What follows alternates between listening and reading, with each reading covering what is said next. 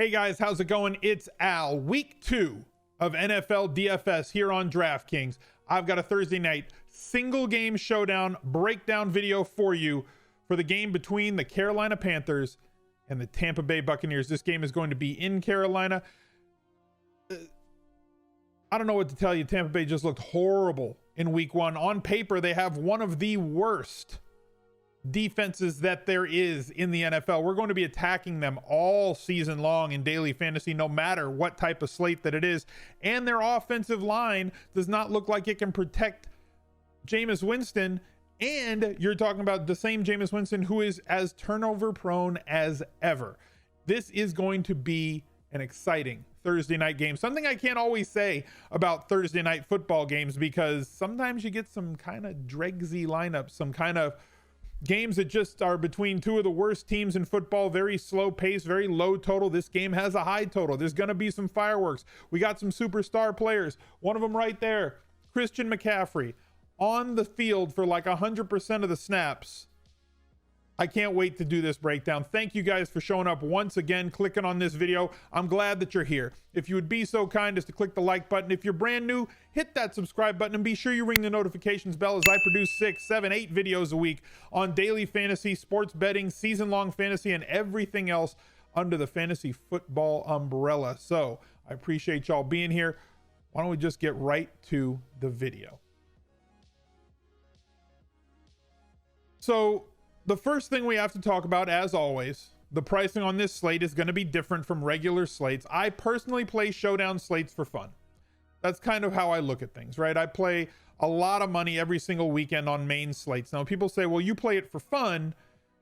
So what does that mean to you? It means that, like, whatever I spend on a weekend slate, I'm spending like 1/20th, 1/25th of that on showdown slates. I'm looking at them as opportunities to play tournaments, to have a little bit of something riding on the game, a little bit of action on the game. Nothing that's super serious for me. I would suggest the same for you. These are really, really, really high variance spots, right? Daily fantasy in and of itself is a very high variance game. But when you're looking at it across 12 different games, and you've got a lot of different players to choose from, and there's a lot of different possible outcomes, right? If you don't hit the exact highest scoring running back, you could find another running back who might have 1 or 2 less fantasy points, but make it up somewhere else. That doesn't work that way when you're playing tournaments on single game showdown. You have to have the guys. And the easiest way to have the guys, or make sure that you have the guys, is that when you're building your lineups, whether you're building them by hand or whether you're using an optimizer. I personally use an optimizer. It's the one over at dailyroto.com. There's a link down below in the description if you want to go check it out, whether you want to use their NFL only package or whether you want to use their package that across all sports, NBA, MLB, college football, NFL, golf, everything under one price. The link is down below. That's what I use for projections. They've done a great job. I've been using them for 5-6 years, or subscribed to the site since before they were Daily Roto. That's what I use for optimizers, and that's how I build my lineup. So when I go about lineup building process, it comes down to how you're grouping these players. And as I said, this is very important, whether you're using an optimizer, whether you're doing it by hand. If you're going to put Mike Evans at your captain spot, correlation matters, especially in single game showdown. If you think that Mike Evans is going to have a big game, that also means that Jameis Winston is more than likely going to have a great game himself. So every one of your Mike Evans lineups needs to have Jameis Winston also in that lineup. There is a little less necessary correlation between maybe somebody like Christian McCaffrey, who is himself, if you took away all of his running stats, an RB2, or sorry, a wide receiver 2 type candidate, right? 10 catches on 11 targets for a running back. Oh yeah, he also ran the ball for 100 yards and 19 times. 30 touches is absolutely absurd. I mean, I don't know if that's sustainable. This was a blowout. They don't really have any other options. They've talked, and I guess the sensible thing would be to say, you know what? We need to cut down on Christian McCaffrey's snap count. We need to cut down on Christian McCaffrey's workload. We need to bring him back down to earth from the 98 to 100% of snaps and running back touches he gets on this team. But who else are you going to give them to? It's almost like the Kobe Bryant philosophy, right? When people say Kobe doesn't pass enough, and Kobe would immediately look at anybody who said that and be like, pass to who? Them shooting is not a better idea than me shooting. And that's kind of the same situation that Christian McCaffrey's in. If you have a chance to give the ball to Christian McCaffrey or throw the ball to Christian McCaffrey, and you're like, you know what, let's bring in this other guy.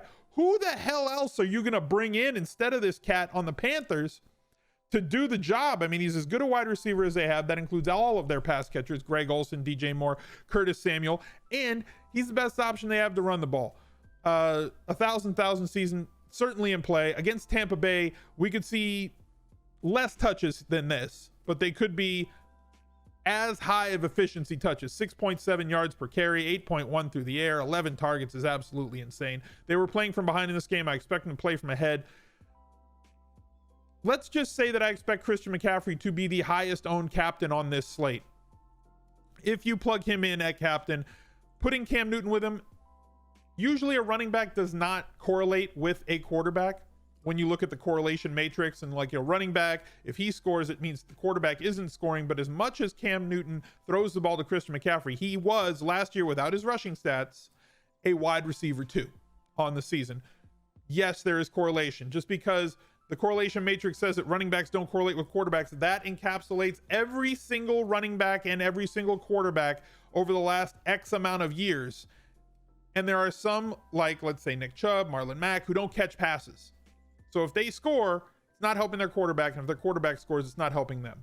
Totally different story here with Christian McCaffrey. So all of my Christian McCaffrey lineups, I am going to make sure that the lineup builder puts Cam Newton in 100% of those lineups. He's fine for me at captain. As far as the quarterbacks generally grade out on these single game showdown slates very high because most projections are looking to spit out a median projection, right? And if you don't understand what that means, they're spitting out the meat of the bell curve at you, right? They're giving you what is most likely supposed to be the outcome, the 50 percentile outcome. That has nothing to do with their floor, and that has nothing to do with their ceiling. It's just the median outcome. And because quarterbacks have a much higher median outcome than players who touch the ball less, quarterback gets to touch it on every single play, unless it's direct snap to Christian McCaffrey like they did inside the 10 last game, they're going to have a higher median projection. So a lot of people end up plugging the quarterback into the captain spot. I'm not saying it's wrong to do that. You can win a showdown slate with Cam Newton or Jameis Winston as your captain if they throw for 3 or 4 touchdowns and are the highest scoring guy in the slate, and you get that 1.5x for having them in the captain on DraftKings. Of course. But realistically speaking, I think about 15% of all the showdown slates last year were won by somebody with a quarterback in the captain spot. Compare that to the 71% that were won with a running back or wide receiver in the captain spot. Much higher ceiling for the other position players. That's where you want to focus in your captain. Yes, you want to have a share or two, depending on how many lineups you have. You're building 3, 5, 10, 20, 50, 100, or 150 like me. I'm going to probably limit my quarterbacks to 10% of my captain spots, whether it's going to be Cam Newton or Jameis Winston in those lineups. In my Cam Newton lineups, I want to make sure that I have 2 of his pass catchers, at least 2 of his pass catchers. So that means I'm going to build a group. Cam Newton, when he's at captain, I'm going to lock in at least 2 of McCaffrey, Moore, Samuel. If Olsen plays, Olsen, and run it from there. Because if Cam Newton's going to have that big day in the captain spot, it's very likely that he is going to have his pass catchers have a big day. And I want to capture all that upside. Same thing with Jameis Winston. If Jameis Winston is going to be my captain, and as much hype as there was about any quarterback in the league, we saw it about Jameis Winston as Tampa Bay led the league last year in passing yards when you added up what Jameis Winston and Fitzpatrick did for Tampa last year. They bring in Arians. They have other guys that can contribute, guys like Evans, Godwin, OJ Howard, who we'll get to in just a minute. If I have Jameis Winston as my captain, I am making sure that at least 2 of Mike Evans, Godwin, OJ Howard, possibly down here on the lower end, guys like Perriman, Brait are going to be in those lineups. I'm probably not going to correlate him and force running backs into those lineups. They will end up there, but I'm not going to force them. Looking at a couple of other guys that we can plug in at captain. Obviously, if I have Mike Evans in captain, I'm going to force Jameis Winston to be in his groups. Same thing goes for every pass catcher on this slate. Godwin had himself an okay game, kind of bailed people out with a touchdown this weekend in week 1. Should see more targets than 6 against Carolina. They struggle with downfield defending. Jameis Winston, not that great in terms of his effectiveness on throws that are over 15 yards, but they will take shots to both Evans and Godwin down the field. Godwin, very good. That's a very big part of his game, is the ability to get downfield with as great of an athlete as he is. Everybody in the NFL is a great athlete. There are some that stand out from even the good athletes. These guys are even on a different level, and Godwin definitely tested at that at the combine. Another one, DJ Moore, great at getting the ball in space. We saw 10 targets out of him in week 1 as they were chasing against the Rams. A lot of those are low ADOT targets. His longest gain was 15. They get the ball in his hands. Now you might say, well, that's going to cap his upside because he's not going to get downfield, but those low ADOT targets in a full PPR setting like DraftKings gives you a very high floor. 6 catches is the same as 1 touchdown. So if he's getting a lot of small throws, a lot of short yardage throws, low average depth of target throws, you're also talking about somebody, once he gets the ball in space, has the ability to create yards after the catch and yards after contact. DJ Moore can break one of those long touchdowns off of a short throw. The opposite of DJ Moore is Curtis Samuel, who's there to stretch the field, get down the field. Not going to see as many targets as somebody like Christian McCaffrey. Not going to see as many targets as DJ Moore, or as many targets as Greg Olsen if he's healthy. Said he expects to play in Thursday night's game. Saw 9 targets in week 1. Couple of Buccaneers, one more that I wanted to talk about. OJ Howard didn't set the world on fire in week 1. Also, Cameron Brate saw 2 touchdowns that got called back as a result of penalty calls on the Buccaneers. So there's going to be some widespread panic for people that either drafted OJ Howard or are going to be scared to play him on DraftKings moving forward, when the reality is OJ Howard played more snaps in week 1 and ran more routes on dropbacks, right? I talk about snap count for running backs. I talk about snap count for wide receivers. It's very important. I always say you can't score a touchdown if you're on the sideline holding onto your helmet. It's more important with tight ends. Yes, snaps matter, but tight ends also stay in to block on dropbacks. I want to know who's running routes on a high percentage of their quarterbacks' dropbacks, and OJ Howard ran more routes this week than he ever had under the previous regime. This week with Arians as his coach, and everybody was focusing the offseason about, can OJ Howard perform? Bruce Arians really hasn't had much success with tight ends in the past, but he's never had a tight end like OJ Howard.